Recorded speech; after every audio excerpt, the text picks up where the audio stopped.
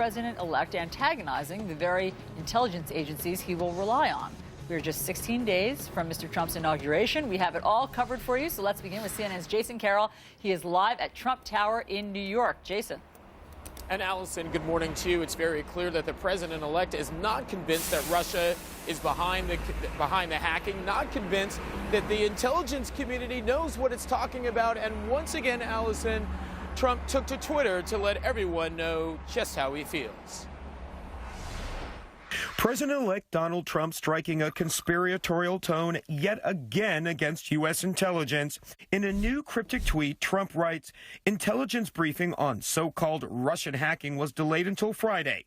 Perhaps more time needed to build a case. Very strange. But U.S. intelligence officials say there's no delay. They say the meeting was always set to take place later this week, adding President Obama has yet to receive the full briefing on Russian hacking. Trump vowed to release inside information he says he has about the hacks by today. Democratic Congressman Adam Schiff responding to Trump's claim, tweeting, this week, real Donald Trump promises new info about Russian hacking. Only he knows.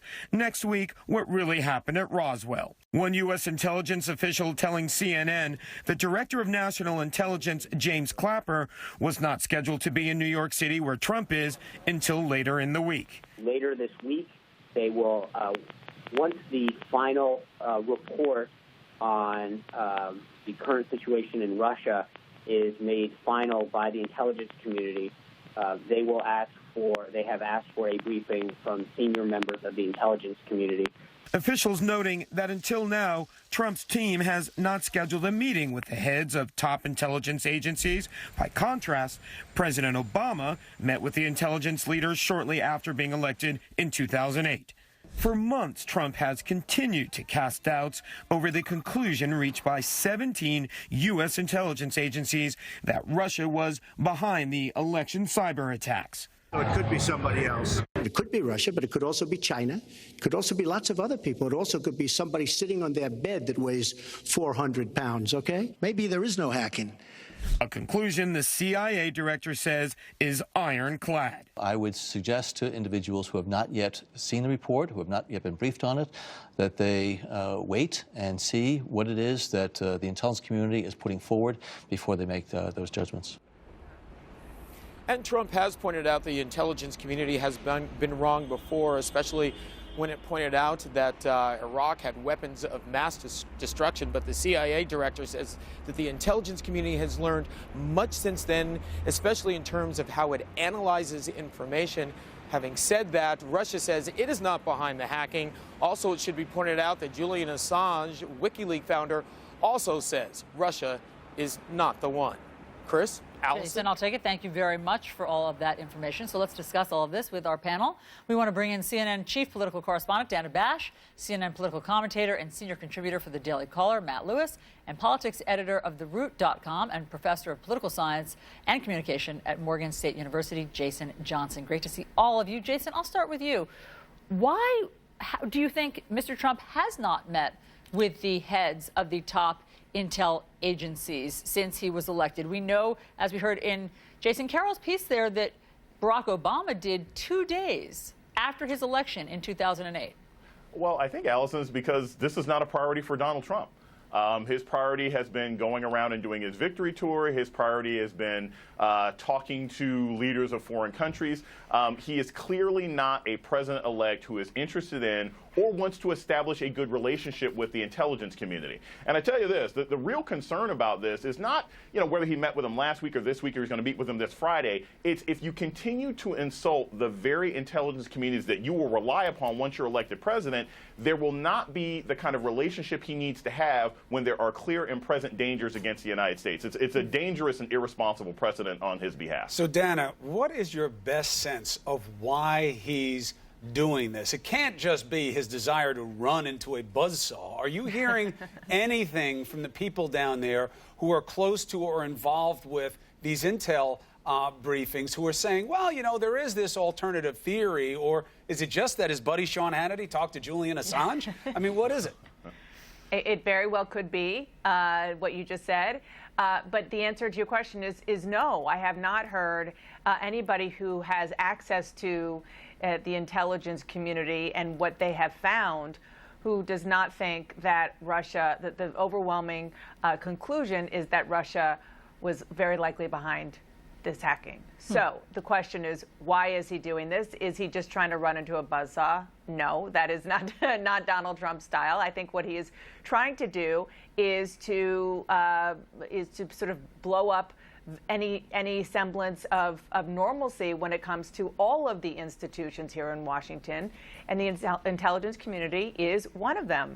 But I tend to agree that it is dangerous business to say, you know what, in public. By the way, we have to remember it's kind of obvious, but it's worth saying that the intelligence community is by definition a secretive place. Right, and he put intelligence in quotes in his tweet. Well, and there's that. You know what I mean? As if, you know, you're not so smart to begin with. It's not so smart, exactly.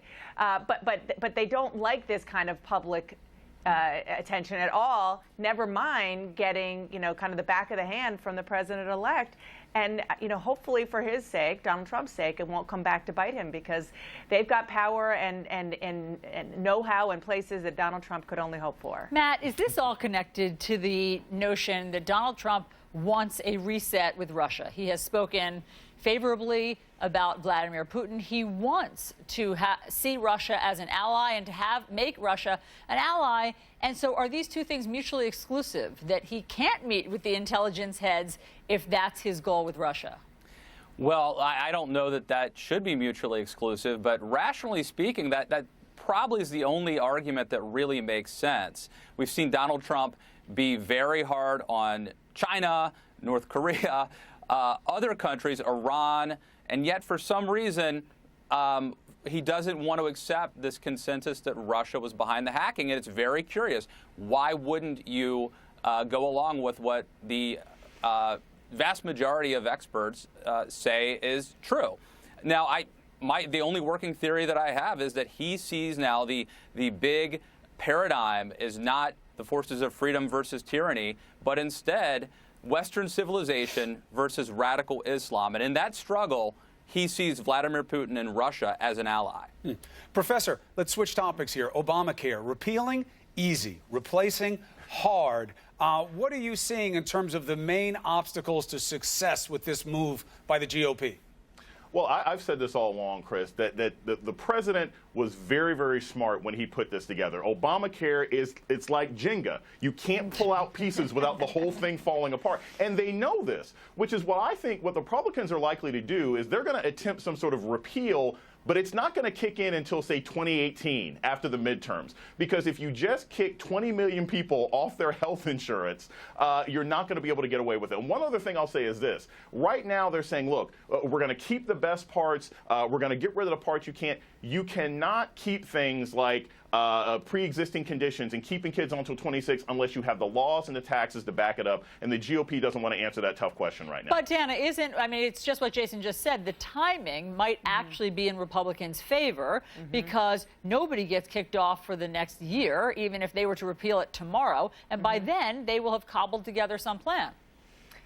Possibly and probably, but what the Democrats are counting on, and one of the things that they're going to talk about in this joint caucus meeting on Capitol Hill with the man whose name is on this health care plan, Barack Obama, is the idea of sort of rhetorically and messaging the idea, the fear, frankly, that they have and that Americans should have about several things. One is the insurance markets.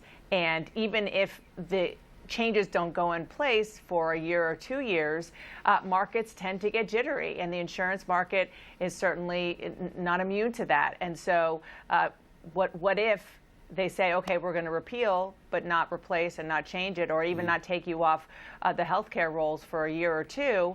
The insurance market might react to it regardless, and premiums might get even higher. Now, Republicans argue they don't have a choice, because this puzzle, this jigsaw puzzle that is Obamacare, wasn't entirely done right, in that the mandate that is supposed to force people to get health care that brings healthy people into the insurance market isn't really working because the penalty isn't high enough. So young people are not going in enough, which is why premiums are already going up. It is incredibly complicated, which is why health care reform wasn't done for so long. And it is going to be a very messy process to try to fix it, even though Republicans are dead set and united in the notion of doing so. And a big reason that the mandate may not be working goes hand in hand with Medicaid expansion and whether or not that would be funded. And the states that haven't funded it are the ones that are seeing the spike. But Matt Lewis, are you happy with that situation going into 2018 if the Republicans have not been able to replace the plan yet? Do you think that gives you leverage, or do you think puts you at a disadvantage? No, because if you postpone it, what about 2018, right? I mean, you can't kick the problem down the road because there will be an election at some point, and if you botch this, you will be held accountable. Would you rather lose the presidency than lose the midterms? So, look, I think that here's the good news for Republicans. Number one, they basically control everything. So whether it's through reconciliation or whatever, they can repeal the law. That should not be a problem. You have Tom Price, the former Budget Committee chairman at HHS, where he can sort of massage regulations and implementation of whatever new law it is. You have Paul Ryan as a Speaker of the House, who's a budget expert, who obviously understands this as well as any Republican could. And then you have Mike Pence being the liaison. They have to fix it, but I think they have a shot, and the American public needs it fixed. Panel, thank you very much. Great to talk to all of you.